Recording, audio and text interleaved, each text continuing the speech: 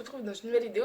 Et en fait, j'étais en train de travailler et j'ai reçu un message sur Instagram d'une de mes abonnées tout simplement et qui me demandait oui, Sandy, voilà, je comprends pas.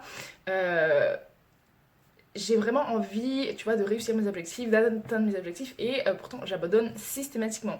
Et donc je me suis dit que j'allais lui répondre en vidéo et vous faire tout simplement partager mon avis là-dessus et donc la réponse. Donc commencez tout de suite avec la vidéo et je vais tout simplement répondre.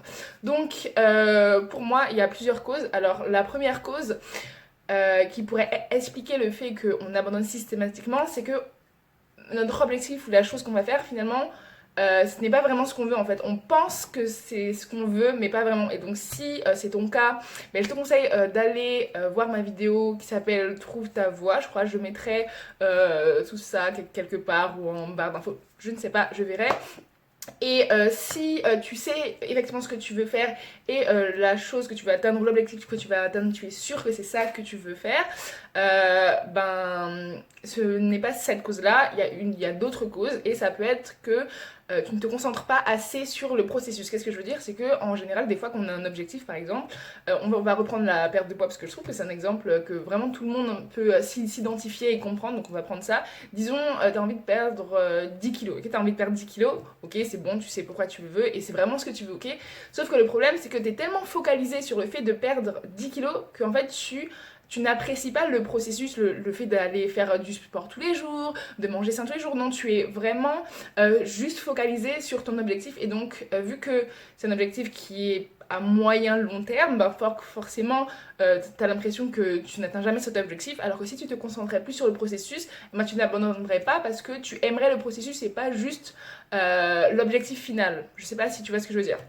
Donc, il y a ça, la deuxième chose qui pourrait expliquer le fait que tu abandonnes si tu sais effectivement ce que tu veux et c'est vraiment ça que tu veux, c'est le fait de ne pas, comment dire, de ne pas voir tes efforts, de ne pas en fait analyser comment dire ça, de ne pas analyser tes progrès en fait.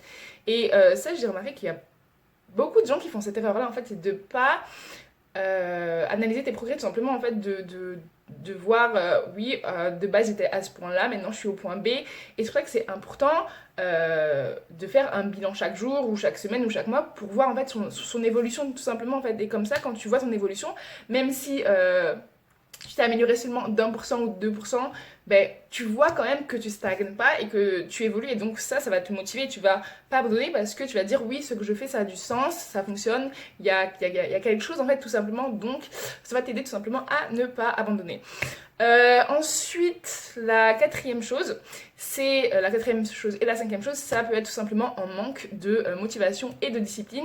Et si c'est ton cas, j'en ai déjà parlé dans d'autres vidéos, donc là je vais pas en reparler parce que comme je vous l'ai dit, j'avais pas prévu de faire une vidéo là, mais donc je mettrai tout ça en barre d'infos. Donc voilà, j'espère que cette vidéo t'aura aidé et surtout si tu as d'autres causes ou si tu as d'autres astuces pour ne pas abandonner en fait, n'hésite pas à le partager dans les commentaires, je serai très contente de les lire. Voilà, et n'oublie pas, passe à l'action.